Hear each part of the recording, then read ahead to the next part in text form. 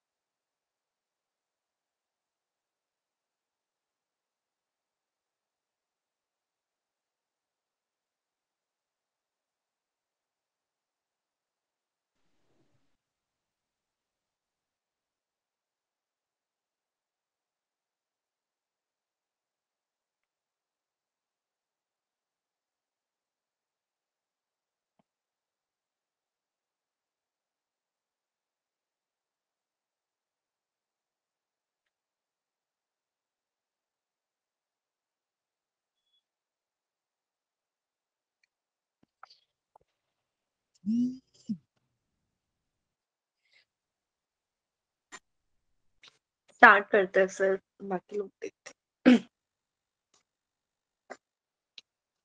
Good evening Lalit. तो हम लोग आज फ्रिक्शन स्टार्ट करेंगे। फ्रिक्शन क्या होता है बेसिकली, अगर सिंपल लैंग्वेज में पूछे तो मैं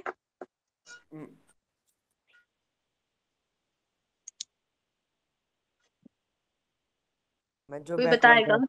बैकवर्ड डायरेक्शन में लगता है। जो बैकवर्ड डायरेक्शन में लगता है, किसके बैकवर्ड डायरेक्शन? फोर्स के। तो मतलब अगर मैं इधर फोर्स लगा रही हूँ तो कभी भी इधर फ्रिक्शन नहीं लगेगा। नो मैम, मैं पिछली साइड लगेगा। और ललित म्यूट कर लो। फ्रिक्शन कभी भी बैकवर्ड डायरेक्शन ऑफ फोर्स नहीं होता, अपोजिट डायरेक्शन ऑफ मोशन होता है। उससे इसको मतलब नहीं है कि फोर्स किधर लग रहा है। हो सकता है कि हमारा फोर्स इधर भी लग रहा हो, इधर भी लग रहा हो, बट जिस तरफ मोशन लग रहा होता है उसके अपोजिट डायरेक्शन में लगता है फ्रिक्शन। क्लियर हुआ ये अंशुल? Yes ma'am. तो फ्रिक्शन क्या होता है बेसिकली, जब हमारे पास दो बॉडीज होती है तो उनके बीच में एक अपोजिशन या रफनेस होती है, उसको कहते हैं फ्रिक्शन। और उसके कारण क्या हो पाता है, मान लेते हैं जैसे ये ऑब्जेक्ट है, इसको इधर जाना है। अब अगर फ्रिक्शन नहीं होगा तो ये हमेशा राइट साइड चलता रहेगा। पर फ्रिक्शन के क्या हो रहा है, ये अल्टीमेटली जाके धीरे हो रहा है, क्योंकि ये जो नीचे वाला सरफेस होगा जिसके साथ भी कांटेक्ट होगा उसके साथ बार बार रगड़ लगेगी, जो उसे धीरे कर देगी। ये समझ आया सबको? Yes ma'am. Yes ma'am. तो फ्रिक्शन बेसिकली चाहता है कि वो मोशन को रोक सके। तो हमारे पास जो फ्रिक्शन होता है वो अपोज करता है मोशन, और वो तभी लगेगा जब दो सरफेस कांटेक्ट में हो। अगर एक सरफेस ऊपर रखा हुआ है और नीचे बहुत ज्यादा रफ सरफेस है और बीच में गैप है तो फ्रिक्शन नहीं लगता। जैसे यहाँ पे फर्स्ट केस में ये एनिमल पेड़ पे चलने की कोशिश कर रहा है, अगर पेड़ बिल्कुल स्मूथ होता तो ये चल पाता? No ma'am. No ma'am. नहीं चल पाता। अब हो क्या रहा है, यहाँ पे पेड़ जो है वो थोड़ा रफ है, तो जैसे जैसे ऊपर जाता है इसके हाथ और ये रफनेस ग्रिप बना लेते हैं ना, पकड़ लेते हैं एक दूसरे को। Yes ma'am. Yes ma'am. जिसके कारण वो फिसलता नहीं। ऐसे यहाँ पे जो टायर्स है, अगर हमारे पास फ्रिक्शन नहीं होगा तो वो गाड़ी का टायर हमेशा मूव करता रहेगा, और अगर हम ब्रेक लगाने की कोशिश करेंगे तो भी गाड़ी नहीं रुकेगी। तो बेसिकली फ्रिक्शन हमें हेल्प करता है कि वो कार जो है इजीली मूव कर पाए और रुक पाए। ऐसे ही पेंसिल में भी फ्रिक्शन होता है हमारे पास। अगर Yes, अगर फ्रिक्शन नहीं होता तो हम पेन से कभी लिख ही नहीं पाते, वो बार बार स्लाइड करता। अब यहाँ पे एक और एप्लीकेशन है फ्रिक्शन का, वो क्या है, जब हम दो चीजों को रब करते हैं, जब हम दो चीजों को रब करते हैं तो हीट प्रोड्यूस होती है। Yes ma'am. yes, ma'am. अब वो जब रब कर रहे थे तो बेसिकली फ्रिक्शनल फोर्स के कारण वो फोर्स लग रहा जिसके कारण हीट प्रोड्यूस होती है, और उसी से हम लोग फायर भी बना सकते हैं, जैसे यहाँ पे केस। इसमें किसी को डाउट है? No ma'am. No, no ma'am. Ma'am. फिर हमारे पास ये तो समझ आ गया फ्रिक्शन होता क्या है। अब यहाँ पे तीन केस है। ये पहले वाले में हमारे पास कोई मशीनरी का इनसाइड पार्ट है, और यहाँ पे अंदर जैसे फ्लूइड लगा हुआ है, ग्रीस हो सकता है, ऑयल हो सकता है, कुछ भी हो सकता है। फिर यहाँ पे बोन है, और यहाँ पे बेसिकली शो कर रखा है कि होता क्या। अब हमारे पास जो बोन्स होती है, क्या उनके बीच में कुछ फ्रिक्शन होता है? ये बताओ, जो हमारी हड्डियां होती हैं उनके बीच में फ्रिक्शन होता है कुछ?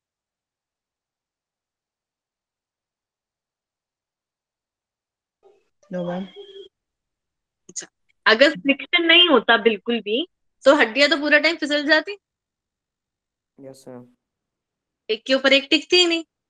तो थोड़ा फ्रिक्शन होता है, वरना अगर थोड़ा सा भी फ्रिक्शन नहीं होगा तो सोचो ये वाली बोन इसके ऊपर कभी रुक ही नहीं पाएगी, तो फिसली ही रहेगी, तो हम कभी स्टेबल हो ही नहीं पाएंगे। पर उसके अलावा हमारे पास, जैसे अगर आप कभी, कोई बड़ा इंसान डॉक्टर के पास जाता है कि मेरे इस हड्डी में दर्द है, इस हड्डी में दर्द है, तो डॉक्टर क्या कहता है, आपके जो बोन्स के बीच का तेल होता है, ऑयल होता है, वो खत्म हो गया। उसका मतलब असली ऑयल नहीं होता, उसका मतलब होता है फ्लूइड। तो हमें पता है अगर जैसे यहाँ पे दो बोन्स है, उनके बीच में फ्लूइड होता है, तो फ्लूइड क्या करता है, फ्रिक्शन को कम करता है। अब जैसे ही फ्रिक्शन कम हो जाता है, हमारी बोन्स इजीली मूव कर पाती है। जैसे यहाँ पे ये दो बोन्स है, अगर ये फ्लूइड नहीं होता तो ये बिल्कुल एक के ऊपर लॉक हो जाती और मूव नहीं कर पाती। पर जब तक यहाँ पे फ्लूइड है, ये बोन इजीली मूव कर पाएगी और हमें कोई पेन। ये समझ आया सबको? Yes ma'am. Yes, ma'am. इसी तरीके से अगर हमें प्रॉपर मशीनरी की, जो मशीन किसी भी मशीन की, कार की या किसी चीज की, हम चाह रहे हैं उसके पार्ट्स प्रॉपरली फंक्शन करें, तो उनके बीच में इतना ज्यादा फ्रिक्शन नहीं होना चाहिए कि वो एक मूवमेंट ही नहीं हो पा। तो उसको हेल्प करने के लिए हम ग्रीसिंग करते हैं, ऑयलिंग करते हैं। ये सबने दिन नोटिस करा है कि ग्रीस लगी हुई होती है जगह जगह कार की भी पार्ट्स में। Yes ma'am. वो इसीलिए होता है ताकि फ्रिक्शन अपोज हो सके और स्मूथ मूवमेंट हो सके पार्ट्स। अब हमारे पास फ्रिक्शन को देखने के दो तरीके हैं। एक तो है मैक्रोस्कोपिक और एक है माइक्रोस्कोपिक। मैक्रोस्कोपिक, अच्छा, मैक्रो और माइक्रो में क्या फर्क होता है? बाकी सब हटा देते हैं, मैक्रो और माइक्रो किसी को पता है? मैम मैक्रो से बड़ी चीजों को देखा जाता है और माइक्रो से छोटी। ठीक, मैक्रो का मतलब है बड़ी, माइक्रो का मतलब है छोटी। अब कितनी छोटी और कितनी बड़ी, जो चीज मैक्रोस्कोपिक में आती है वो हम अपनी नॉर्मल आंख से देख सकते हैं, मतलब अगर चश्मा लगा हुआ है तो चश्मे के साथ, पर हम लोग आईज से डायरेक्टली देख सकते हैं। और जैसे मान लेते हैं, अगर मैं बात करूं, एक ब्रेड का पैकेट है, तो हम ब्रेड को देख सकते हैं डायरेक्टली आंखों से। Yes ma'am. पर अब इस ब्रेड के पैकेट में जगह जगह बैक्टीरिया लग गया है, ठीक है, या फंगस लग गई है, तो उसको, फंगस भी आप देख सकते हो थोड़ा सा क्लियरली। पर अगर हमें प्रॉपर देखना है कि फंगस के पार्टिकल्स कैसे हैं, तो हम डायरेक्टली नहीं देख सकते, उसके लिए हमें माइक्रोस्कोप यूज करना पड़ेगा। Yes, ma'am. Yes ma'am. तो जो चीजें इतनी छोटी होती हैं कि अगर हम उन्हें देखना चाहें तो बस हमें आंखों से नहीं दिख सकता, पर अगर हम उसे थोड़ा सा और जूम उसमें देखें तो हम देख सकते हैं। तो उन चीजों को कहते हैं माइक्रोस्कोपिक, और बड़ी वाली चीजों को कहते हैं मैक्रोस्कोप। अब इसको समझते हैं। मैक्रोस्कोपिक केस में हम क्या देख सकते हैं, दो ऑब्जेक्ट्स है, जब वो एक दूसरे के ऊपर जा रहे हैं तो होता क्या है, वो एक फोर्स प्रोड्यूस करते हैं एक दूसरे पे, और वही फोर्स जो होता है फ्रिक्शनल फोर्स। अब याद रखना, जब भी हमारे पास फ्रिक्शनल फोर्स होता है या सरफेस इन कांटेक्ट होते हैं, वो इलेक्ट्रोमैग्नेटिक फोर्स होता है। इलेक्ट्रोमैग्नेटिक का कोई मतलब बता सकता है क्या होता है? गेस, गेस ही करने को बोल रही हूँ।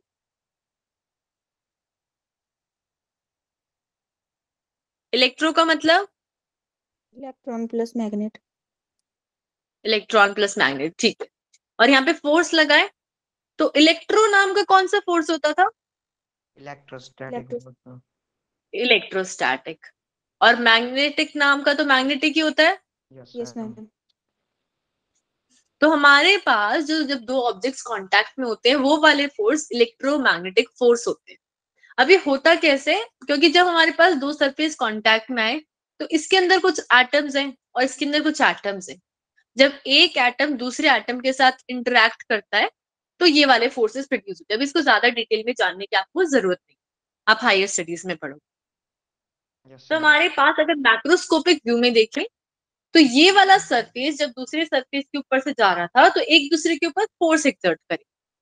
अब फोर्स होगा क्या कि मान लो कि ऊपर वाले का सरफेस कुछ ऐसा है और नीचे वाले का सरफेस कुछ ऐसा है, ये दो सरफेसेस है। तो जब मैं चाहूंगी ये दोनों कांटेक्ट में है और मूव कर रहे हैं तो ऐसा हो सकता है ना कि इसके अंदर ये वाला पार्ट फंस जाए, यस मैम। है ना। तो उसके मैम कारण जब हम मूव करने की कोशिश करेंगे तो थोड़ा सा हमें दम लगाना पड़ेगा, रुकावट में। वो रुकावट क्या है? फ्रिक्शनल फोर्स है। ये क्लियर हुआ सबको? Yes ma'am. अब सबसे पहले हमारे पास माइक्रोस्कोप से देखते हैं तो सबसे पहला फिनोमिना दिखता है इंटरलॉकिंग। इंटरलॉक का मतलब है जैसे अगर आप अपनी फिंगर्स को क्रॉस क्रॉस कर दो, कि आपके एक हाथ के फिंगर्स यहाँ है और दूसरे हाथ के उनके साथ ऐसे हम लोग जैसे हैंड शेक के टाइम पे करते हैं वैसे कर लिया, अगर हम क्रॉस कर ली तो उसे कहते हैं इंटरलॉक। अब होता क्या है, जैसे यहाँ पे वुडन ब्लॉक है और ये फ्लोर इन एक दूसरे के ऊपर रखे हुए और इसका सरफेस कुछ ऐसा है और नीचे वाले का कुछ ऐसा है। तो जब ये कांटेक्ट में आए तो कुछ ऐसी कंडीशन हो गई, ऐसी कंडीशन हो गई। Yes ma'am.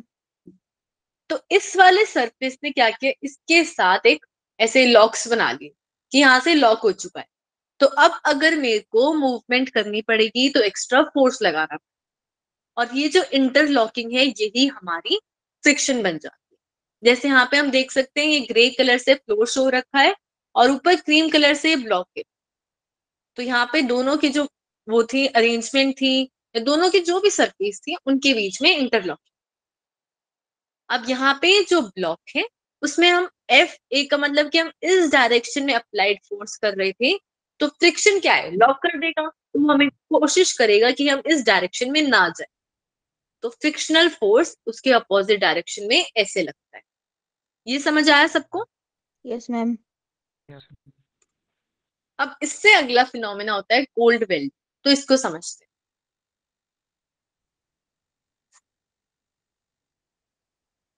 मान लेते हैं मेरे पास कुछ ऐसा अरेंजमेंट है जो दो चीजें में कांटेक्ट में ला रही थी।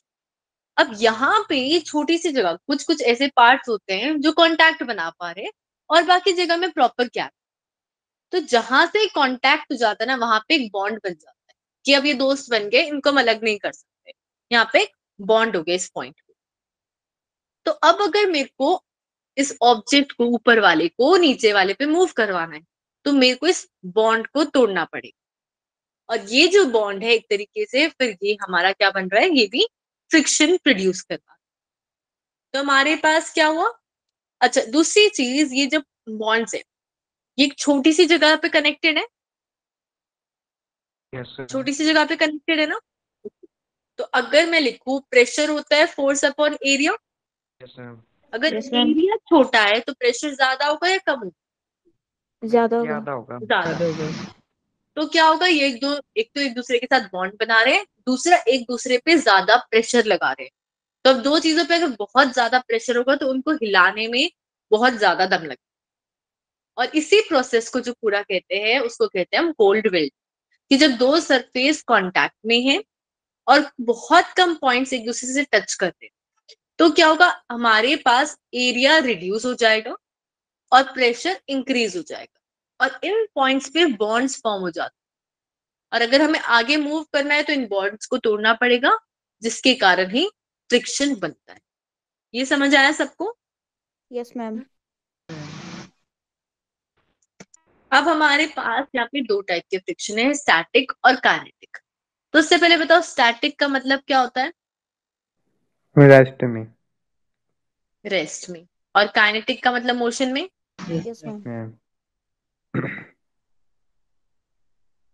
स्टैटिक फ्रिक्शन वो वाला फ्रिक्शन है जो जब लगता है जब एक ऑब्जेक्ट रुका हुआ है, मतलब यहाँ पे रखा हुआ था, उस टाइम पे इस ब्लॉक को क्या फ्रिक्शन मिल रहा है, वो है स्टैटिक फ्रिक्शन।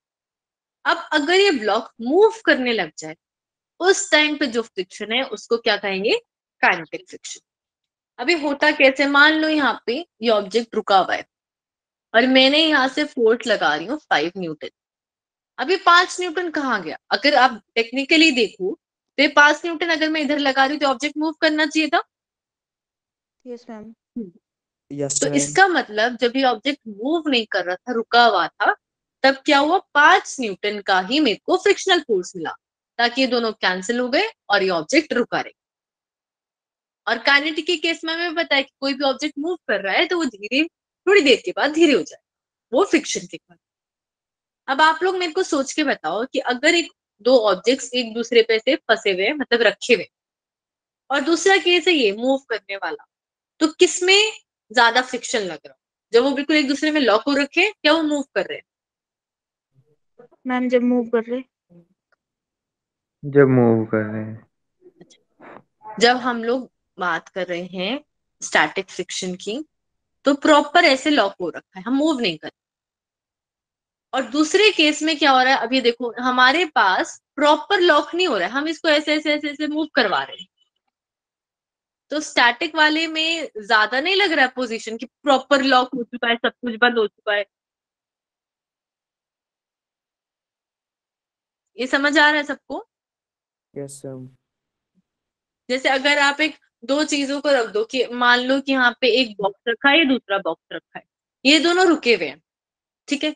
अब क्या है, ये ऊपर वाला बॉक्स मूव करता जा रहा है, तो इसके ऊपर कब ज्यादा फोर्स लगेगा? जब ये मूव कर रहा है, जब ये रुका हुआ एक जगह पे? जो रुका हुआ है। जब रुका हुआ है। बिल्कुल ऐसी ही चीज स्टैटिक फ्रिक्शन में भी है।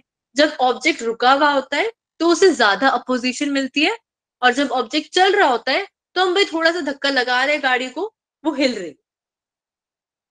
ये क्लियर हुआ सबको? Yes ma'am. Yes ma'am. तो हमारे पास स्टैटिक फ्रिक्शन तब आएगा जब नो रिलेटिव मोशन है, और काइनेटिक फ्रिक्शन तब आएगा जब वहां पे कुछ ना कुछ रिलेटिव मोशन। यहाँ पे रिलेटिव मोशन का मतलब है ना तो ऊपर वाला सरफेस मूव कर रहा है ना ही नीचे वाला, दोनों ही मूव नहीं कर रहे। और जब हमारे पास रिलेटिव मोशन होगा तो या तो ऊपर वाला मूव कर रहा होगा या नीचे वाला, या दोनों मूव कर रहे होंगे, सारी पॉसिबिलिटीज है। ये क्लियर हुआ सबको? Yes ma'am. अब स्टैटिक फ्रिक्शन को समझते हैं एक बार। तो हमारे पास जैसे ब्लॉक रखा हुआ है, अब ये ब्लॉक नॉर्मली किस तरफ जाने की कोशिश करेगा? जब इसके ऊपर कोई एक्स्ट्रा फोर्स नहीं लगा रही हो तो ऊपर जाएगा या नीचे जाएगा? नीचे। है ना, नीचे को जाने की कोशिश करेगा। पर अगर ये ब्लॉक रुका हुआ है तो इसका मतलब इधर फ्रिक्शन लग रहा है। Yes ma'am. तो हमारे पास जब तक ब्लॉक एक खाली रखा हुआ है, उसके ऊपर कोई एक्स्ट्रा फोर्स नहीं लगा रहे, तो फ्रिक्शन हमेशा ऊपर की तरफ लगता है। ये समझ आया सबको? Yes ma'am. तो हमें बेसिकली देखना है कि भाई पॉसिबल मोशन किस तरफ, ऊपर की तरफ है या नीचे की तरफ है। जैसे यहाँ पे ये, अगर ये हमारे पास देखे, यहाँ पे अगर रुकी हुई एक जगह पे ये एनिमल, तो ये नीचे आएगा या ऊपर आएगा? नीचे आएगा। नीचे आएगा। तो हमें फ्रिक्शन किस तरफ मिल रहा है? ऊपर की तरफ। Yes yes ma'am. मैम। ठीक है, तो हमें ये समझना है कि मोशन किस जगह हो सकता है जब ऑब्जेक्ट रुका हुआ है और उसके ऊपर कोई एक्स्ट्रा फोर्स नहीं लगा। अब हम देखते हैं डायरेक्शन ऑफ स्टैटिक फ्रिक्शन। तो हम जिस भी डायरेक्शन में, जो मैंने अभी बताया, मोशन हो सकता है, उसके अपोजिट डायरेक्शन में स्टैटिक फ्रिक्शन लगता है। और जिस भी डायरेक्शन में, दूसरा चीज समझने की बात है कि अगर मैं यहाँ पे 10 न्यूटन का फोर्स लगा रही हूँ इस ब्लॉक को हिलाने के लिए, और ये ब्लॉक हिल नहीं रहा है, तो इसका मतलब इस तरफ से भी 10 ही न्यूटन का लग रहा होगा, तभी ब्लॉक नहीं हिल रहा है। ये क्लियर हुआ सबको? Yes Yes. मैम। तो जो अप्लाइड फोर्स होता है और फ्रिक्शनल फोर्स होता है, वो दोनों हमेशा क्या होते हैं? Anti parallel. ये लिख सकती हूँ मैं? Yes, ma'am. Yes, ma'am. ये दोनों क्या है, एंटी पैरेलल है, अपोजिट डायरेक्शंस में। अब हमारे पास आता है काइनेटिक फ्रिक्शन। तो अगर ये ब्लॉक है मेरे पास मास m का, तो इसका डाउनवर्ड वेट होगा mg और normal reaction n। Yes, ma'am. Yes, ma'am. अब मान लेते हैं ये राइट साइड को मूव कर रहा है v वेलोसिटी से, तो फ्रिक्शन उसके अपोजिट डायरेक्शन में लगा f के। Yes, ma'am. ma'am. Yes, ma'am. अब जब ये मोशन के लिए फ्रिक्शन है, इसलिए हमने f के नीचे k लगा दिया, इसका मतलब है काइनेटिक फ्रिक्शन। अब हमारे पास एक स्टेटमेंट होती है कि जो काइनेटिक फ्रिक्शन है वो डायरेक्टली डिपेंड करता है इस नॉर्मल रिएक्शन। कुछ जगह पे, कुछ बुक्स में इसकी जगह आर भी लिखा हुआ है, दोनों का मतलब सेम ही है, चाहे नॉर्मल के लिए एन ले लो या रिएक्शन के लिए आर। तो ये जो काइनेटिक फ्रिक्शन है वो डायरेक्टली डिपेंड करता है एन पे, और जैसे ही प्रोपोर्शनैलिटी हटाते हैं हमारे पास एक कांस्टेंट आता है म्यू एन, जहां पे म्यू क्या है, कोएफिशिएंट ऑफ फ्रिक्शन। और जब ये फ्रिक्शन काइनेटिक वाला है तो म्यू भी काइनेटिक वाला होगा, अगर फ्रिक्शन स्टैटिक वाला है तो म्यू भी स्टैटिक वाला होगा। ये समझ आया सबको? Yes, ma'am. Yes, ma'am. ये फॉर्मूला बहुत यूज होता है, F equals to mu N. अब हम देखते हैं डायरेक्शन ऑफ काइनेटिक फ्रिक्शन। मान लेते हैं ये ब्लॉक नीचे की तरफ आ रहा था, तो फ्रिक्शन ऊपर की तरफ लग गई। अब मान लेते हैं मैंने यहाँ पे कुछ बहुत ज्यादा फोर्स लगा दिया ताकि मैं इस ब्लॉक को ऊपर की तरफ लेके जा, तो उस केस में फ्रिक्शन नीचे की तरफ लगे। तो हमें ये देखना है कि ऑब्जेक्ट का मोशन किस तरफ हो सकता है। जब कोई फोर्स नहीं लगाते एक्स्ट्रा, तब तो हमेशा नीचे ही होगा कि ब्लॉक नीचे जा रहा है और फ्रिक्शन अपोजिट साइड में। पर अगर हम कुछ फोर्स लगा के मोशन करवा रहे हैं, तो उस मोशन की अपोजिट डायरेक्शन में ही फ्रिक्शन लगे। इसमें किसी को कोई डाउट है? No, ma'am. No, ma'am. ma'am. अब देखो यहाँ पे कुछ प्रॉपर्टीज है म्यू की, तो उसको समझने के लिए अगर हम यहाँ पे देखें, मान लेते हैं मेरे पास दो सरफेस है, एक ये है और एक ये। यहाँ पे ये दोनों ए है, ये बी, ये वाला भी ए, ये वाला भी B। मतलब ये दोनों सेम टाइप के हैं और ये दोनों सेम टाइप के। और अब इन दोनों को एक दूसरे के ऊपर रख दिया। आप बताओ कौन से वाले केस में फ्रिक्शन ज्यादा होगा, फर्स्ट वाले में या सेकंड वाले?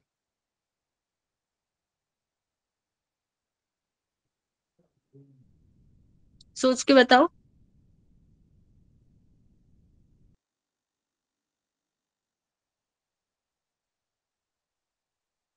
हेलो, मैम क्या बोला आपने?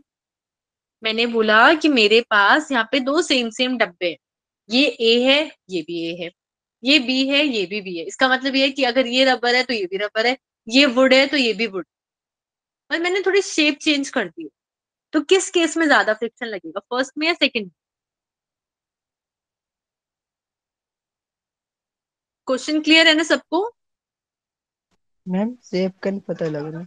शेप शेप का, ये वाला देखो, ये छोटा सा है, ये नीचे वाला बड़ा कर दिया मैंने, इसमें ऊपर और नीचे वाले सेम साइज, ऐसे ये शेप्स है।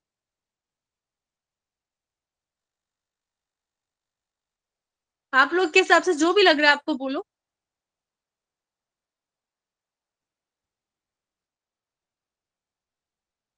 कुछ तो गेस कर दो। मैम फर्स्ट वाले में लग रहा। तो ये बहुत इंपॉर्टेंट पॉइंट है हमारे पास यहाँ पे, कि अगर मेरे पास ऊपर और नीचे सेम मटेरियल है तो इससे फर्क नहीं पड़ता है कि शेप कैसी है, दोनों में सेम ही फ्रिक्शन लगेगा, फर्स्ट वाले में भी और सेकंड वाले में भी। ये क्लियर हुआ सबको? Yes, ma'am. तो हमारे पास फ्रिक्शन किस पे डिपेंड, फ्रिक्शन के लिए हमारे पास म्यू आ रहा था, तो हम कहते हैं कि जो म्यू है ये कोएफिशिएंट ऑफ फ्रिक्शन, जो बता सकता है कि कितना फ्रिक्शन प्रोड्यूस हो रहा है, वो इन दोनों ही केस में बराबर होगा, क्योंकि यहाँ पे ऊपर ए है, यहाँ पे भी ए है, यहाँ पे बी है, यहाँ पे भी बी। तो काइनेटिक फ्रिक्शन का कोएफिशिएंट सिर्फ डिपेंड करता है नेचर ऑफ सब्सटेंस पे, वो इस पे डिपेंड नहीं करता कि एरिया क्या है, तो इंडिपेंडेंट ऑफ एरिया। ये क्लियर हुआ सबको? Yes ma'am. Yes, ma'am. Yes, sir. उसके बाद अगर मान लो मेरे पास ये दो ब्लॉक्स हैं, ये दोनों रेस्ट पे हैं, और फिर क्या करती हूँ मैं, ऊपर वाले को मूव करवा रही हूँ और नीचे वाला रेस्ट पे। अब भी इन दोनों केस में फ्रिक्शन सेम ही लगे।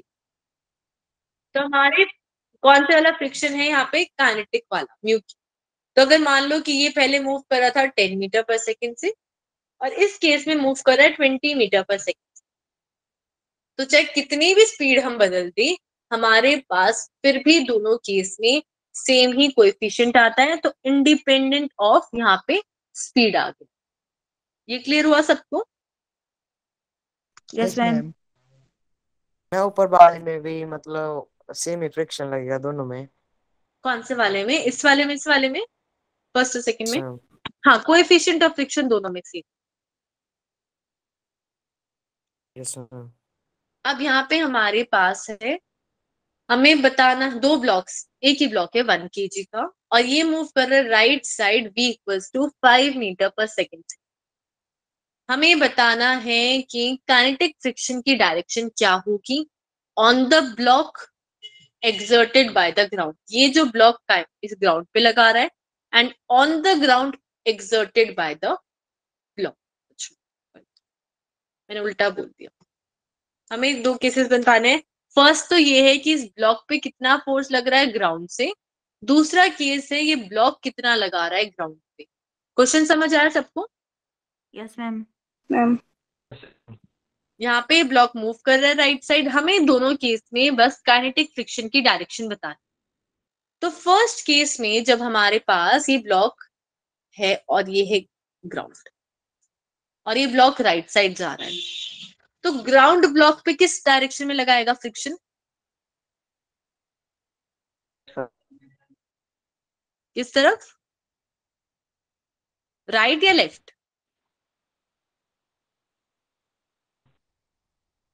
मोशन इस साइड हो रहा है, यस मैम, इसके अपोजिट साइड।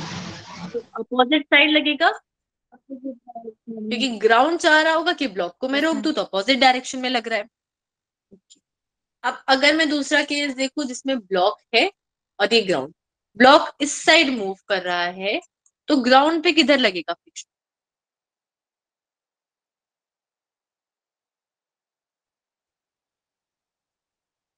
मैम इसे भी लेफ्ट सही साइड लगेगा। पे। इस पे भी लेफ्ट साइड में लगेगा पक्का। अब इस ब्लॉक को देखो, ऐसा नहीं लगेगा कि ये ग्राउंड पीछे की तरफ जा रहा है। Yes ma'am. अब हमें ग्राउंड का मोशन देखना है, क्योंकि अब हम बात कर रहे हैं ब्लॉक ग्राउंड पे कितना लगा रहा है और किस तरफ लगा रहा है। तब ब्लॉक के हिसाब से तो इसको ऐसा लगेगा कि ग्राउंड पीछे की तरफ जा रहा है, ऐसा ही लगेगा। क्लियर है सबको? Yes ma'am. तो इस केस में फ्रिक्शन इधर लगेगा। तो जिस ऑब्जेक्ट पे फ्रिक्शन लग रहा है उस ऑब्जेक्ट का मोशन देखना है कि वो किस तरफ, और फिर दूसरे वाले से कंपेयर करके हम डायरेक्शन बता सकते हैं। ये समझ आया सबको? Yes ma'am. Yes ma'am. अब यहाँ पे हमारे पास, यहाँ पे है, हमने सरफेसेस बनाए हैं यहाँ पे, और सारे के सारे रफ है, मतलब सब में फ्रिक्शन लग रहा है, यहाँ पे भी दोनों जगह फ्रिक्शन लग रहा है। और हमें फ्रिक्शन फोर्सेस बना रहे हैं ए पे भी और बी पे भी, जो भी लग रहे हैं। तो अगर हम बात करें ए पे, तो ए तो बी से कांटेक्ट में है, yes ma'am. Yeah. Yes ma'am. और ए मूव कर रहा है इस साइड 10 मीटर पर सेकेंड से। तो फ्रिक्शनल फोर्स कहाँ लगेगा? उसके अपोजिट साइड। उसके अपोजिट साइड लगेगा। ठीक, इधर लग। अब ये वाला क्या था जो बी ए पे लगा रहा है। अब ए के ऊपर इसके अलावा और कोई फ्रिक्शन लग सकता है? No, ma'am. नहीं लग सकता है। ओके। अब यहाँ पे क्या आप लोगों ने करेक्ट बोला है? हमारे पास ये ब्लॉक 10 मीटर पर सेकेंड से चल रहा था, और नीचे वाला और तेज चल रहा है, ये चल रहा है 20 मीटर पर सेकेंड से, और हमें रिलेटिव मोशन की बात करनी थी। Yes ma'am. तो अब ये बी वाले को क्या लगेगा? ए किस तरफ जा रहा है बी के कंपैरिजन? पीछे को। पीछे। ऐसा लगेगा ना कि वो पीछे की तरफ जा रहा है। Yes ma'am. क्योंकि इसकी स्पीड ज्यादा है और इसकी स्पीड कम है। तो अगर हम बात करें यहाँ पे कि बी के कंपैरिजन ए कहाँ चल रहा है, तो पीछे की तरफ चल रहा है, वो भी 10 की स्पीड से। ये सबको समझ आ रहा है मैं क्या बोल रही हूँ? Yes ma'am. Yes ma'am. तो अब किस तरफ लगना चाहिए फ्रिक्शन, मतलब राइट साइड। Right side. कि हमें इस वाले ब्लॉक को लग रहा है कि ऊपर वाला जा रहा है 10 की स्पीड से पीछे, तो राइट साइड लग रहा है फ्रिक्शन। अब इस बी वाले ब्लॉक पे चल, अब ये बी वाले ब्लॉक पे कौन कौन से फ्रिक्शन लगेंगे ये बता। ग्राउंड का फ्रिक्शन और ए ग्राउंड का से लगेगा फ्रिक्शन। मैम। हाँ, एक तो ग्राउंड भी लगाएगा, एक ए भी लगाएगा। Yes ma'am. Yes ma'am. तो अगर हम बात करें ए वाले की, तो ए के हिसाब से तो बी आगे जा रहा है 10 की स्पीड से, यस मैम। तो किस तरफ लगना चाहिए फ्रिक्शन, इधर, यस मैम। पीछे की साइड। है ना। और ग्राउंड के हिसाब से ये जो ऊपर वाला ब्लॉक है ये आगे की तरफ जा रहा है 20 की स्पीड से, यस मैम। और ग्राउंड पीछे तो चल। हाँ, तो इस केस में भी पीछे की तरफ लगेगा। तो बी वाले ब्लॉक पे तो 2 फ्रिक्शन लगे, एक ये वाला और एक ये वाला, और ए वाले पे सिर्फ एक ही लग रहा है क्योंकि सिर्फ वो एक ही चीज से कनेक्टेड। तो जब भी हमारे पास 2 मूविंग ऑब्जेक्ट्स है तो हमेशा हमें रिलेटिव स्पीड्स देखनी। ये सबको समझ आया? जिसको भी डाउट एक बार फिर से पूछ लो। लग गया मैम पता। मैं ए का बता दो एक बार। ए का बता दूं, तो यहाँ पे देखो, हमने देखा कि हमें ए को कंपेयर करना था बी के रिस्पेक्ट, मतलब ए की वेलोसिटी देखनी थी बी के रिस्पेक्ट में। ये V A minus V B होते हैं अंशुल। Yes ma'am. तो 10 माइनस 20 कर दिया, -10 आ रही है। तो बी को क्या लग रहा है, ए पीछे की तरफ जा रहा है 10 की स्पीड से, क्योंकि वो धीरे चल रहा है, इसलिए ऐसा लग रहा है। तो हमारे पास फ्रिक्शन किस साइड आ जाएगा, उसके अपोजिट साइड इधर आ गया। यस ये मैम। क्लियर है अंशुल? Yes ma'am. बाकी लोगों को भी क्लियर है? Yes ma'am. Ma'am. Yes ma'am.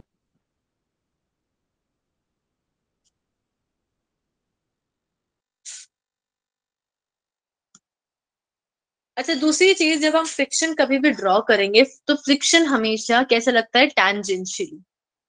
Yes ma'am. मतलब अगर ए ब्लॉक पे मेरे को फ्रिक्शन बनाना है ना, तो आपकी अपनी मर्जी से कहीं पे भी नहीं बनाओगे। ये जो सरफेस है इसके साथ में से दिखाओगे कि इधर लग रहा है या इधर लग रहा है। ऐसे बीच में से मत दिखाना, ना ऊपर दिखाना, ना ऐसे लेफ्ट राइट दिखा। ये क्लियर हुआ सबको? Yes yes ma'am. Ma'am. Yes ma'am.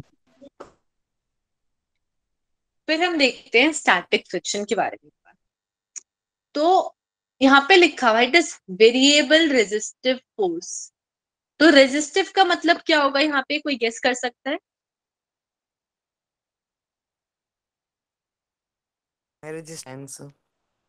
Resistance. Resistance का मतलब रुकावट है। Yes ma'am. अपोजिशन, जैसे अगर हम बात करें इलेक्ट्रॉनिक्स में, तो जो करंट फ्लो कर रहा है उसको रोकने के लिए रेजिस्टेंस लगता है। Yes ma'am. Yes ma'am. ऐसे अगर ऑब्जेक्ट मूव कर रहा है तो उसको रोकने के लिए स्टैटिक फ्रिक्शन लग रहा है। ये ऑब्जेक्ट रुका हुआ है, मूव नहीं कर रहा है, उस केस में भी हमारे पास फ्रिक्शन लगता है। अब वेरिएबल का मतलब क्या होता है? बीच के जो चेंज हो सकता है। जो चेंज हो सकता है। अभी कैसे चेंज होता है, देखो, मेरे पास यहाँ पे एक ऑब्जेक्ट था, इसके ऊपर मैंने 1 न्यूटन फोर्स लगाया और ये मूव नहीं कर रहा है, तो कितना स्टैटिक फ्रिक्शन मिल रहा है? 1 न्यूटन। 1 न्यूटन। मैंने 2 न्यूटन लगाया, ये अभी भी मूव नहीं कर रहा है, तो कितना मिल रहा होगा? 2 न्यूटन। 2 न्यूटन।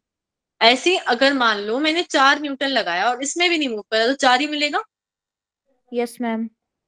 Yes ma'am. पर अगर मान लो कि ये ऐसा ऑब्जेक्ट था जो 5 न्यूटन लगाते ही मूव करेगा, तो इसका मतलब उसकी कैपेसिटी 4 न्यूटन थी, उसके बाद वो खत्म हो गया, स्टैटिक फ्रिक्शन कमजोर पड़ गया, उसके बाद वो ऑब्जेक्ट यस मूव मैम। करने लगा। ये समझ आया सबको? Yes ma'am. Yes ma'am. तो हमारे पास एक लिमिट तक क्या होता है, हम जितना फोर्स लगा रहे हैं उतना ही स्टैटिक फ्रिक्शन हमें मिलता जाता है। पर एक लिमिट है एक ऑब्जेक्ट की, भाई वो इतनी देर तक रोक सकता है, उसके बाद वो थक गए, अब जो फोर्स लगा रहे हैं वो ज्यादा स्ट्रांग पड़ गया और ऑब्जेक्ट मूव करने लग जाए, तो उस वैल्यू को बोलते हैं थ्रेशोल्ड वैल्यू। थ्रेशोल्ड बहुत इंपॉर्टेंट वर्ड है, इसको प्लीज याद कर लेना, 12th में बहुत यूज होगा। थ्रेशोल्ड जब भी हम बोलते हैं तो एक मिनिमम वैल्यू होती है जो हमें चाहिए होती है, या मैक्सिमम वैल्यू, दोनों केसेस में। तो यहाँ पे क्या हुआ, हम यहाँ पे फोर्स लगा रहे थे कुछ कुछ कुछ, अब ये फ्रिक्शनल फोर्स इंक्रीज होता जाएगा पर एक लिमिट तक होगा, उसके बाद क्या होगा, ये कम हो जाएगा, इसकी वैल्यू फिक्स होगी कि भाई ये 4 न्यूटन तक ही लगा सकता था, उससे ज्यादा नहीं लगा सकता। उसके बाद हमारे वाला फोर्स अगर बढ़ रहा है तो ऑब्जेक्ट मूव करने लग जाएगा। ये क्लियर हुआ सबको? Yes yes ma'am. मैम। अब इसी तरीके से अगर हम एक हेवी ऑब्जेक्ट लेते हैं तो उसको हिलाना बहुत मुश्किल होता है कंपेयर टू एक हल्का ऑब्जेक्ट। एक हल्की ऑब्जेक्ट में फ्रिक्शन कम होता है भारी के कंपैरिजन। इसमें तो अगर मैं 50 न्यूटन लगा रही हूँ मान लेते हैं तो 50 तक रुका हुआ है, पर वहीं अगर एक मैं छोटी सी बॉल ले लूं तो उसमें मैं अगर हल्का सा फोर्स लगाऊंगी 1 न्यूटन का तो भी वो मूव करने लग गया। तो फ्रिक्शन भारी वाले में ज्यादा होता है कंपेयर टू हल्के वाले। सब कुछ क्लियर है सबको यहाँ पे? Yes ma'am. Yes ma'am. तो यहाँ पे एक बार डेफिनेशन देखते हैं। ये एक वेरिएबल मतलब बदलने वाला रेजिस्टिव फोर्स है जो रोकना चाहता है, जो इक्वल एंड अपोजिट होता है जो भी हम फोर्स लगा रहे हैं। जैसे 4 लगा रहे थे 4, 2 लगा रहे थे 2, अनटिल मतलब एक लिमिट तक, जब तक कि वो थ्रेशोल्ड वैल्यू पे ना पहुंच जाए। जैसे ही थ्रेशोल्ड वैल्यू पे पहुंच जाएगा वो स्लिप करना या मूव करना स्टार्ट कर देगा। इसलिए हम स्टैटिक फ्रिक्शन को क्या कह सकते हैं, सेल्फ एडजस्टिंग फोर्स। जितना हम फोर्स लगा रहे हैं उसके हिसाब से अपनी वैल्यू को एडजस्ट कर लेता है। ऐसा नहीं है कि हम 4 न्यूटन फोर्स लगा रहे हैं और उसकी लिमिट नहीं, 2 न्यूटन फोर्स लगा रहे हैं उसकी लिमिट थी 4 न्यूटन, तो वो 4 न्यूटन फ्रिक्शन लगा रहा है, नहीं। अगर वो 4 न्यूटन लगा रहा होगा तो ऐसे तो ऑब्जेक्ट पीछे की तरफ मूव करने लग जाएगा। Yes ma'am. Yes ma'am. तो वो अपनी एक्स्ट्रा एनर्जी वेस्ट नहीं करता है, वो इतना ही लगाता है जितना जरूरत है रोकने के लिए। अब हमारे पास लिमिटिंग फ्रिक्शन आ, किसी चीज की लिमिट मतलब उसकी हद है ना कि मैक्सिमम कहां तक जा सकता है। Yes ma'am. अब मान लो हमारे पास क्या है, आपके हाथ में ना बुक्स है, आपके दोस्त ने पहले 1 बुक रख दी, 2 रख दी, 3 रख दी, 4 रख दी, 5 रख दी, 10 रख दी मैक्स। फिर क्या होगा, आपके हाथ कांपने लग जाएंगे। Yes ma'am. यस और मैम। अल्टीमेटली क्या होगा, वो उसने ना 11वीं रखी, वो सारी की सारी ऐसे ही होगा। Yes ma'am.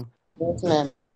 तो ऐसे ही हमारे पास क्या होता है, ये एक ऑब्जेक्ट है यहाँ पे रखा हुआ है सरफेस, इसके ऊपर हम फोर्स लगा रहे हैं, वो एक लिमिट तक झेलेगा झेलेगा झेलेगा झेलेगा, फ्रिक्शन लग रहा है लग रहा है, पर अगर एक पर्टिकुलर वैल्यू है जिसपे वो कांपने लग गया है, भाई वो मैक्सिमम अपनी हद पे पहुंच चुका है, उस हद को ही कहते हैं लिमिटिंग फ्रिक्शन।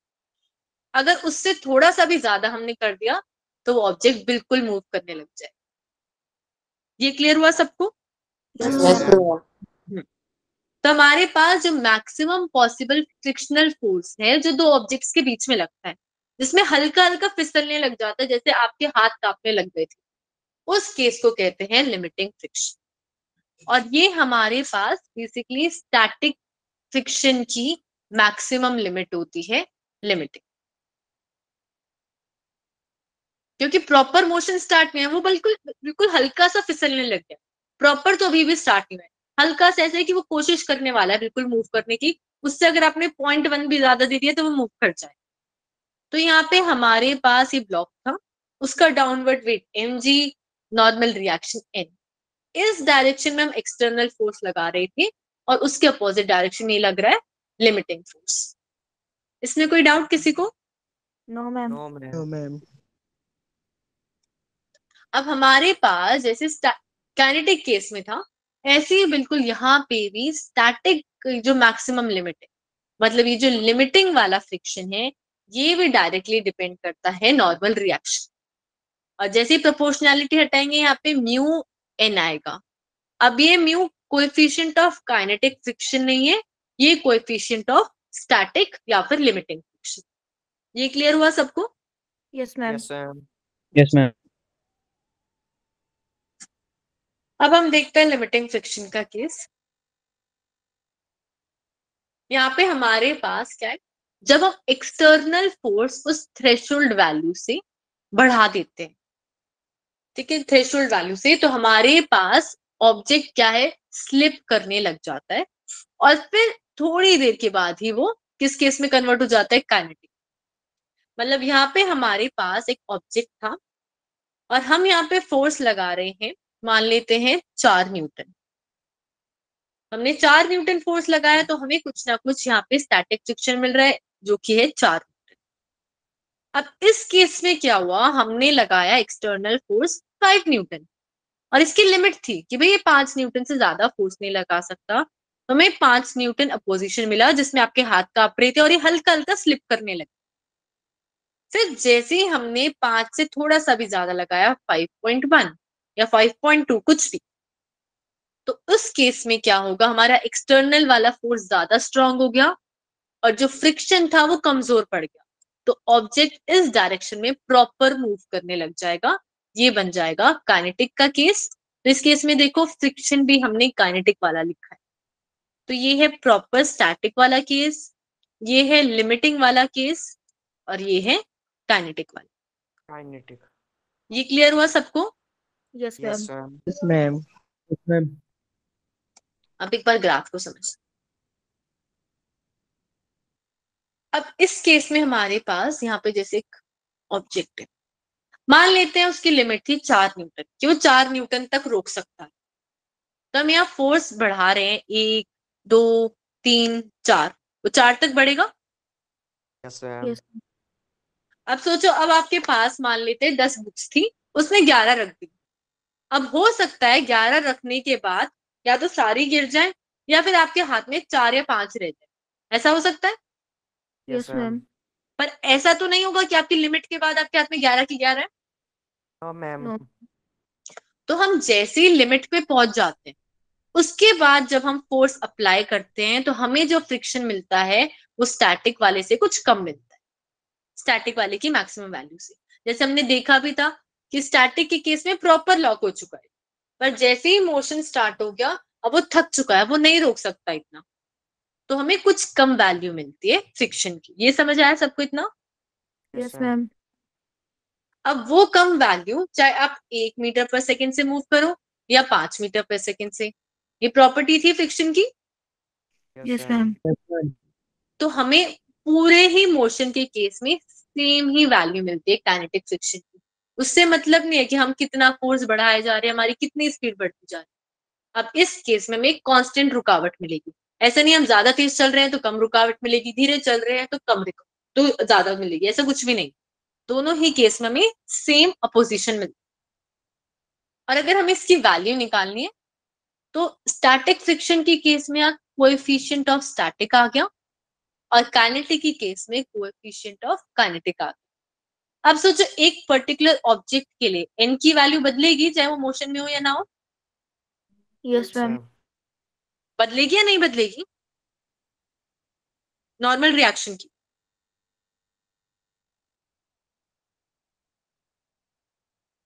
अगर एक ऑब्जेक्ट 5 kg का है तो उसका नॉर्मल रिएक्शन कितना होगा? 5 kg। 5 होता है नॉर्मल रिएक्शन या 5g होगा? mg होता है ना। Yes ma'am. 50 न्यूटन। 50 न्यूटन हो जाएगा। अब चाहे ऑब्जेक्ट मूव कर रहा है चाहे कुछ कर रहा है, वो तो 50 मिलेगा अगर प्लेन सरफेस है। Yes ma'am. तो हमें पता है ये नॉर्मल तो दोनों में बराबर है, मतलब ये म्यू है जो बदल रहा है। तो अब आप देखकर बताओ कौन सा ज्यादा होना चाहिए, म्यू ऑफ स्टैटिक या म्यू ऑफ काइनेटिक?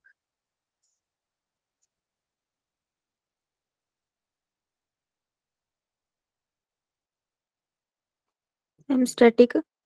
स्टैटिक वाला ज्यादा होना चाहिए। क्यों? क्योंकि हमारे पास स्टैटिक फ्रिक्शन की वैल्यू ज्यादा है। अब दोनों ही केस में n50 यहाँ पे भी 50 है। अगर मेरे को ये वैल्यू ज्यादा चाहिए मतलब ये जो म्यू लगा हुआ है ये ज्यादा है और काइनेटिक वाला म्यू जो है वो कम होता है। क्लियर है सबको? Yes ma'am. Yes, ma'am. Anshul mic से खेलना बंद करो। तो हमारे पास क्या हुआ, जब हमारे पास स्टैटिक वाला केस था तो इंटरलॉकिंग भी हो रही है, वो कोल्ड वेल्डिंग मतलब वो जो जगह थी जहां पे हमने प्रेशर लगा रहे थे, प्रॉपर बॉन्ड्स भी बन चुके। पर काइनेटिक वाले में हल्की हल्की इंटरलॉकिंग होती है बस। तो जो अपोजिशन है वो स्टैटिक में ज्यादा होता है कंपेयर टू काइनेटिक। जैसे यहाँ पे लिखा हुआ है motion is difficult to start but easier to maintain.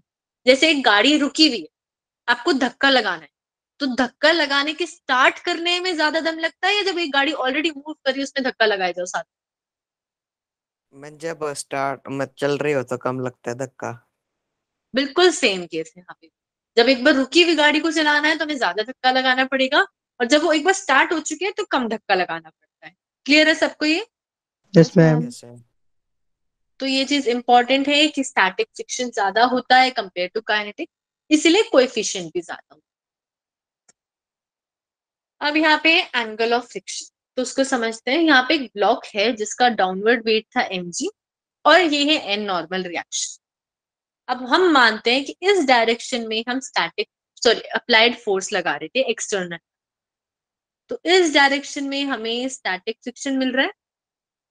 ये समझ आया सबको? Yes yes ma'am. ये मैम। आ क्या है? अब अगर मेरे पास दो ऐसे वेक्टर्स होते थे तो मैं इनको ऐसे बना सकती थी, रिजल्टेंट यहाँ पे इनका। Yes yes ma'am. मैम।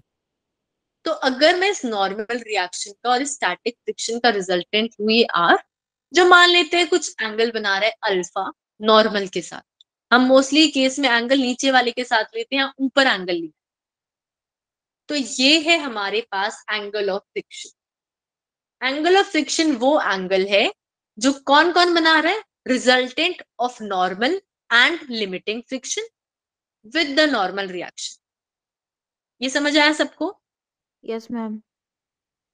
कि हमारे पास इन दोनों का रिजल्टेंट है जो आर, वो जो एंगल बना रहा है इस नॉर्मल रिएक्शन के साथ, वो होता है एंगल ऑफ फ्रिक्शन। तो इस केस में जरूरी कंडीशन क्या है, हमारे पास काइनेटिक फ्रिक्शन पे ना पहुंचे, ऑब्जेक्ट रेस्ट पर ही। तो अब यहाँ पे देखें तो हमारे पास अगर ये पर्टिकुलर ट्राइंगल है, तो इस पर्टिकुलर ट्राइंगल में ये तो इसके पैरेलल है एक्स वाली एक्सिस के, यस Yes, ma'am. मैम। तो यहाँ पे आ गया एफ एस मैक्स, और यहाँ पे हमें पता है ये नॉर्मल बना हुआ है। तो अगर मैं मैग्नीट्यूड देखूं तो डायरेक्टली पाइथागोरस से भी निकाल सकते हैं, R equals to N square plus F S max square. Yes ma'am. और हमें पता है जो फ्रिक्शन था वो किसके इक्वल था, म्यू इनटू एन। अब देखो यहाँ पे इस पर्टिकुलर ट्राइंगल में अगर ये एंगल है अल्फा, तो उसके अपोजिट साइड ये है, तो ये परपेंडिकुलर होगा, यस यस मैम। मैम। और एन वाला होगा बेस।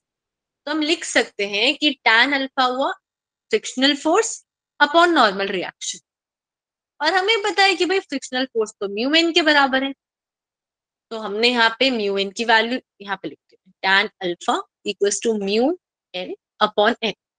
ये एन से एन कैंसिल हो गया, तो alpha equals to tan inverse mu आ गया। ये क्लियर है सबको? Yes yes ma'am. मैम। तो हमारे पास जो एंगल ऑफ फ्रिक्शन है वो tan इनवर्स इक्वल है, और ये म्यू कौन से वाला होना चाहिए, coefficient of static friction. Static वाला। क्लियर है सबको ये? Yes ma'am. Yes ma'am. Yes ma'am. अब हमारे पास एक और एंगल आता है, एंगल ऑफ रिपोज, उसको पहले समझते हैं। हमने यहाँ पे क्या किया, एक प्लेन सरफेस था उसको थोड़ा सा टेढ़ा करा। जैसे अगर आप अपनी बुक पे एक पेन रखो और बुक को हल्का सा उठाओ, बिल्कुल हल्का सा, क्या वो पेन गिरेगा? Yes ma'am. हल्का से उठाने पे गिर जाएगा। No ma'am. आप क्या करते हो, उसे थोड़ा और उठाते, अब वो फिसलने लग गया। तो वो जो मिनिमम एंगल है जो हमें चाहिए, जिसके कारण एक ऑब्जेक्ट अगर टेढ़े सरफेस पे रखा हुआ है वो फिसलना स्टार्ट करे। ऐसा नहीं है कि अगर आपने पूरा सीधा कर दिया तो 100% ही गिरेगा। हमें वो एंगल जहां से वो स्टार्ट हो जाए मूवमेंट, उस एंगल को कहते हैं एंगल ऑफ रिपोज। बेसिक मतलब समझ आया सबको यस मैम। कि वो मिनिमम एंगल जो एक इंक्लाइंड प्लेन, मतलब जैसे ये वाला सरफेस एक हॉरिजॉन्टल के साथ बना रहा है, जिसपे क्या हो रहा है, जो भी ऑब्जेक्ट रखा था it just begins to slide. तो ये पॉइंट इंपॉर्टेंट है कि जब स्टार्ट हुआ मोशन ये वो वाला एंगल है, बाद का एंगल नहीं। अब मैंने 30 डिग्री पे रखा और ये फिसल रहा है तो 60 पे तो ऑब्वियसली बात है फिसलेगा ही। और मेरे को यहाँ पे 30 से मतलब। इसमें किसी को डाउट है कोई? No ma'am. मैं ये नॉर्मल वगैरह सिंपल ही लगेगा, परपेंडिकुलर ही। हाँ ये अभी मैं एक्सप्लेन करूँ एक बार टाइप। मैम एक बार और बता देते। मतलब जैसे अगर आप मान लो आपके पास यहाँ पे एक सरफेस है प्लेन, एक बुक है, इसके ऊपर आपने यहाँ पे ज्योमेट्री बॉक्स रख दिया। आपने इस बुक को हल्का सा उठाया और ये ज्योमेट्री बॉक्स ये रुका रहेगा। Yes ma'am. आप क्या करते हैं, इसको थोड़ा और उठा देते हैं तो धीरे धीरे धीरे धीरे थोड़ी देर के बाद वो फिसलने लग जाएगा। Yes ma'am. तो वो जो एंगल जिसपे वो फिसलना शुरू हुआ उस एंगल को कहते हैं एंगल ऑफ रिपोज।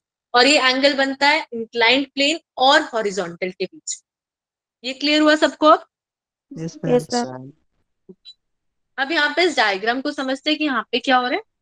ये हमारे पास ब्लॉक है तो mg तो हमेशा वर्टिकली डाउनवर्ड लगता है और ये है नॉर्मल रिएक्शन n जो सरफेस के परपेंडिकुलर। और यहाँ पे ये वाला एंगल था मेरे पास थीटा।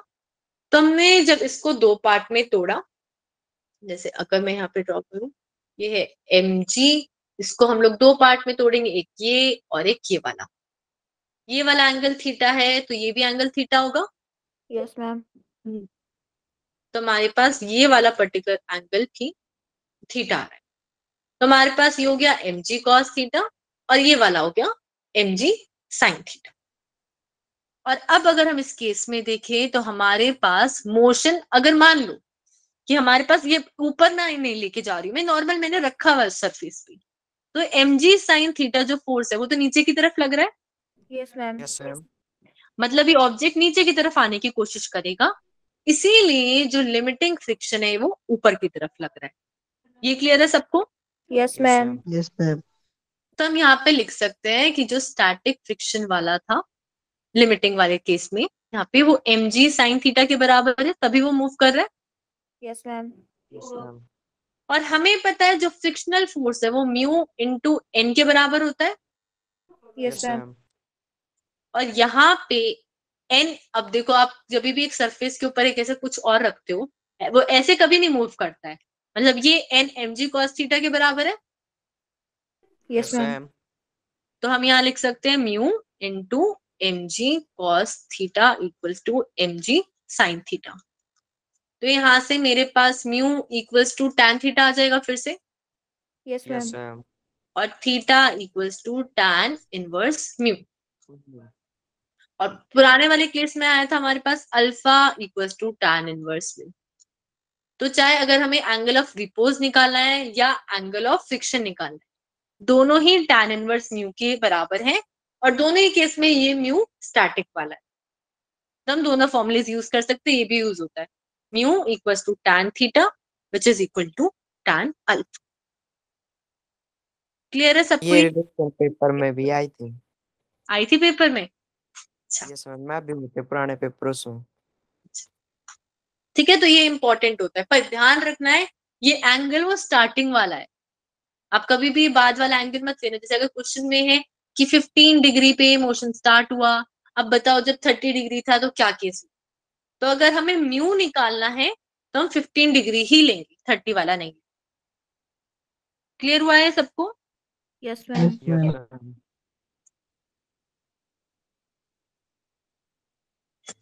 अब यहाँ पे हमारे पास है, हमें बताना है कि मिनिमम वैल्यू ऑफ m1 क्या होगी for which the system remains in an equilibrium. और यहाँ पे पुली और स्ट्रिंग मासलेस है और यहाँ पे रिलेशन दे रखा है म्यू का, कि चाहे काइनेटिक का लो स्टैटिक का लो म्यू ले। क्वेश्चन समझ आया सबको? Yes ma'am. Yes ma'am. तो देखो एक चीज ध्यान रखना, जब भी हम कोई क्वेश्चन सॉल्व कर रहे हैं, जैसे यहाँ पे क्वेश्चन में वेरिएबल्स है m1 म्यू और m2, ये वेरिएबल्स है क्वेश्चन में। Yes ma'am. Yes ma'am. जो भी आंसर कर रहे हैं उसमें इसके अलावा और कोई नया वेरिएबल नहीं होना चाहिए। अगर कोई नया वेरिएबल आप ले रहे हो सॉल्व करने के लिए तो आपको उसकी कुछ ना कुछ वैल्यू निकालनी पड़ेगी इन तीनों के टर्म्स। अगर आपने जैसे टेंशन ले लिया कहीं पे या लेंथ ले ली और वो तो क्वेश्चन में दे ही नहीं रखी है। तो इसका मतलब आपने क्वेश्चन अभी पूरा नहीं कर। क्लियर हुआ ये पॉइंट? Yes ma'am. अब इक्विलिब्रियम का केस तो मतलब ना ये ऊपर जा रहा है ना ये ऊपर जा रहा है, यस मैम। Yes, ma'am. दोनों फिक्स है। तो हम क्या करते हैं, दोनों का फ्री बॉडी डायग्राम बनाते हैं। M1 जो है उसके ऊपर यहाँ पे डाउनवर्ड वेट लगेगा M1 जी, यस मैम। Yes, ma'am. और ये इस रस्सी को क्या करेगा, अपनी तरफ खींचने की कोशिश करेगा, तो इधर टेंशन लगेगी कुछ। Yes ma'am. Yes, ma'am. अब ये टेंशन इस M1 को राइट साइड में खींचने की कोशिश करेगी, तो इस डायरेक्शन में हमारे पास F कौन से वाला लगेगा, काइनेटिक या स्टैटिक? मैं काइनेटिक। हमें इक्विलिब्रियम केस देखना है, इक्विलिब्रियम में मोशन स्टार्ट हो जाता है, नो मैम, तो ये स्टैटिक। स्टैटिक वाले की मैक्सिमम वैल्यू। ठीक है कि बस इसके अगर थोड़ा सा भी अनबैलेंस हुआ तो वो मूव कर जाएगा। अब दूसरे ब्लॉक पे चलते हैं M2। हाँ बोलो। मैं लिमिटिंग फ्रिक्शन भी बोल सकते हैं इसको। हाँ इसको लिमिटिंग फ्रिक्शन बोल सकते हैं, इसका नाम ही बोलिए। अब M2 वाले में हमारे पास क्या लग रहा है, M2G। M2G नीचे की तरफ, यस मैम। मतलब ये इस वेट से क्या करेगा, मैम। रस्सी को नीचे खींचेगा, तो टेंशन लगेगी ऊपर की तरफ। Yes ma'am. Yes ma'am. तो हमारे पास इस वाले से आया कि अगर इक्विलिब्रियम केस है तो टेंशन इक्वल्स टू M2G, ये पॉसिबिलिटी आई इधर से। Yes ma'am. और इस Yes, वाले ma'am. केस में अगर इक्विलिब्रियम चाहिए मतलब F S maximum equals to tension आएगी, यस मैम। Yes ma'am. तो मैं ये लिख सकती हूँ F S maximum equals to M2G, क्योंकि एक सिंगल रस्सी में तो टेंशन इधर और इधर बराबर ही होगी। Yes ma'am. Yes ma'am.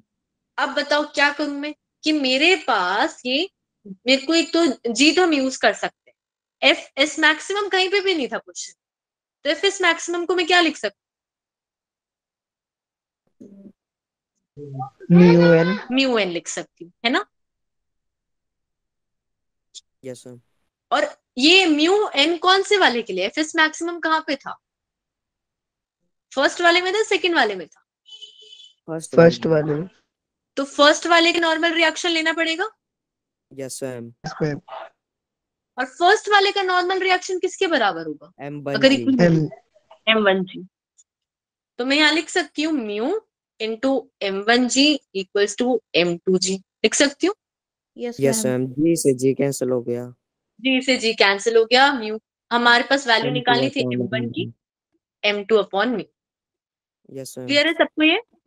Yes yes ma'am. Ma'am. देखो आंसर में कोई भी नया वेरिएबल नहीं आया, हमने सारे हटा दिए, यस मैम। तो यहाँ पे आंसर खत्म हो सकता है कि भाई हमने जो भी क्वेश्चंस में वेरिएबल थे, तो जरूरी नहीं हमेशा आंसर में आपको नंबर ही मिले, कॉन्स्टेंट्स भी आ सकते हैं। इसमें कोई डाउट है तो वो बता दो। No no ma'am. मैम। ठीक है, फिर यहाँ पे क्वेश्चन है, ये मैं भी एक्सप्लेन कर देती हूँ, होमवर्क के लिए दे रही हूँ, नेक्स्ट क्लास में डिस्कस करेंगे।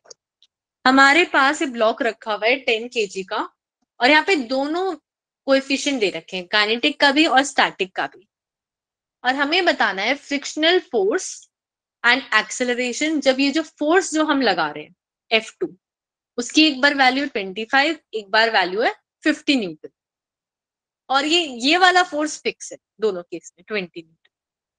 ठीक है, हमें दोनों केस में हमें फ्रिक्शनल फोर्स भी बताना है और एक्सेलरेशन भी बताना है। ब्लॉक ट्राई कर सकते हैं हम लोग। Yes ma'am. तो यस मैम। प्लीज सिर्फ एक ही क्वेश्चन होमवर्क में दे रही हूँ, संडे को टेस्ट है, उसके लिए हो गई तैयारी? अब कोई नहीं बोलेगा, चाहे तैयारी ना हुई हो प्लीज टेस्ट जरूर दे देना। Yes yes ma'am. ठीक है,